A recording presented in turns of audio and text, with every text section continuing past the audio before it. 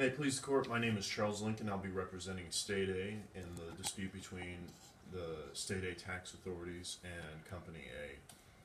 Your Honors, the issue before the court is whether or not the Controlled Foreign Corporation Act, that is domestic law in State A, is compatible with the State A, State B tax treaty.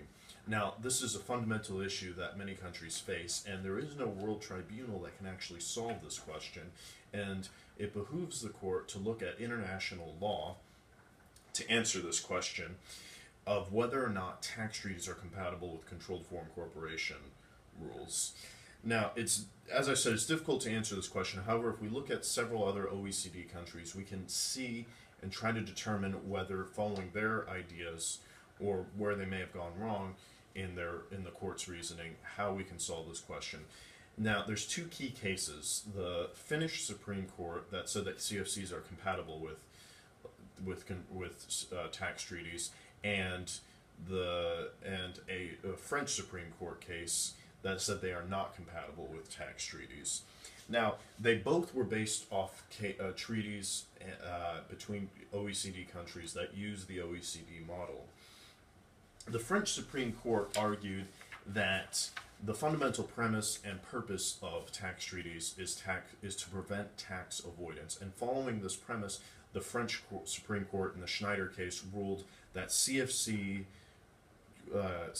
rules could lead to double taxation and also lead to tax avoidance, and thus CFCs would be not compatible with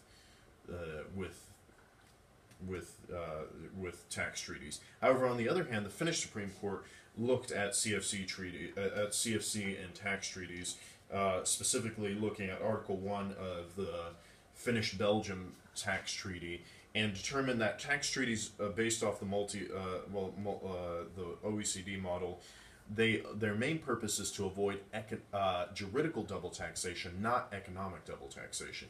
And one of the problems that the company was arguing in the Finnish case was that this could lead to economic double taxation, but the Finnish Supreme Court argued that the main aim of the OECD treaty is not to avoid economic double taxation, but double juridical taxation. So, given that the object and purpose of tax treaties is to avoid double juridical taxation, then, but also to avoid tax avoidance, the tax treaties do not prevent domestic double juridical taxation, and the CFC does not prevent double juridical taxation.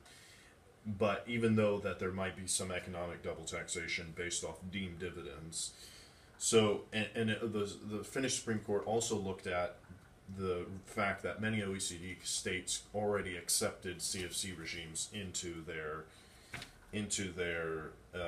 domestic laws as being relevant for domestic law purposes. As the Finnish Supreme Court said that a large majority of OECD states regard CFC rules as compatible with tax treaties.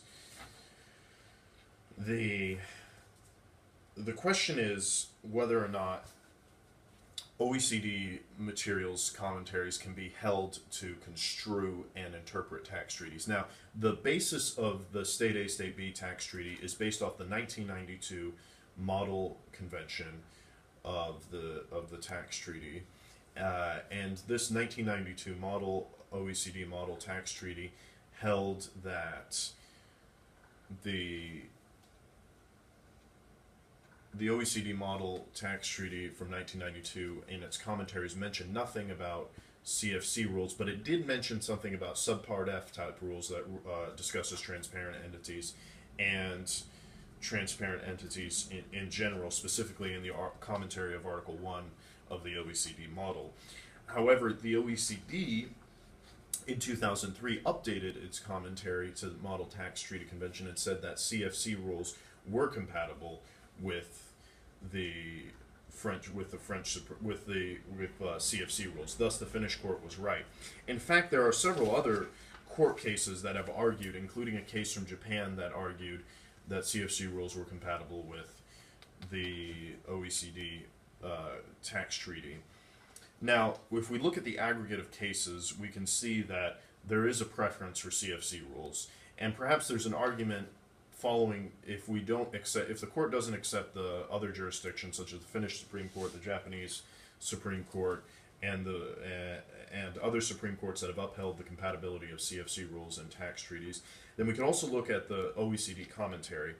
Now, the question is whether or not the OECD commentary of a latter time could be considered relevant for older tax treaties, and it has been held by multiple scholars such as Avery Jones, Michael Lang, and Professor Bruegger that there is a possibility to claim that under certain circumstances, newer versions of the commentary could be used to interpret the OECD model in older tax treaties. But the justification to use this older commentary would be that the wording of the newer commentary is sensible.